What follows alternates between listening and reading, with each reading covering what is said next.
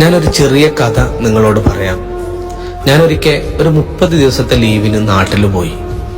ഒരു 20-25 ദിവസമായപ്പോഴേക്കിനും എൻ്റെ കയ്യിലുള്ള പൈസ എല്ലാം തീർന്നുപോയി.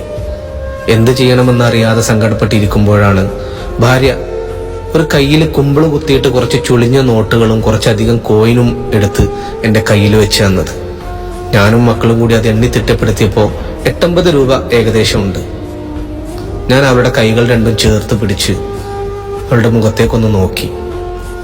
നിങ്ങൾ അയച്ചു തരുന്ന പൈസയിൽ നിന്നും മിച്ചം വെച്ച എൻ്റെ ചെറിയൊരു സമ്പാദ്യം, ഇത് നിങ്ങൾക്ക് തികയോ നിങ്ങളുടെ ആവശ്യങ്ങൾക്കെല്ലാം പറ്റുമോ എന്നൊന്നും എനിക്കറിയില്ല. പക്ഷെ ഇത് നിങ്ങളെടുത്തോ. എൻ്റെ നിറഞ്ഞ കണ്ണുകൾ കാണാതിരിക്കാൻ ഞാൻ അവളെ ഒന്ന് ചേർത്ത് പിടിച്ചു. പ്രവാസി ഭാര്യ, പലപ്പോഴും എനിക്കൊരു ഉത്തരവും കിട്ടാത്തൊരു ജന്മമാണ് ഇവര്. ഒരു വീട്ടിലെ ജോലി മുഴുവൻ ചെയ്തു തീർത്തിട്ട് തൻ്റെ ഭർത്താവിൻ്റെ ഉത്തരവാദിത്വത്തിൽ വരുന്ന പല കാര്യങ്ങളും, വില്ലേജ് ഓഫീസ്, പഞ്ചായത്ത്, സ്കൂള്, മദ്രസ, പള്ളി, അമ്പലം, ഇങ്ങനെയുള്ള കാര്യങ്ങളൊക്കെ തക്ക സമയത്തിന് ചെയ്തു തീർക്കുന്നവൾ.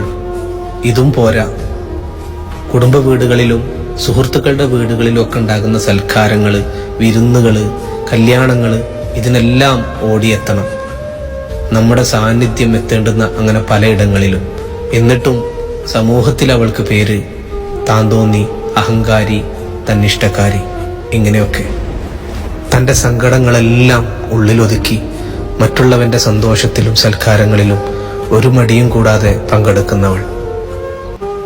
അവളെ ജീവിക്കാൻ പ്രേരിപ്പിക്കുന്ന രണ്ട് കാര്യങ്ങളേ ഉള്ളൂ.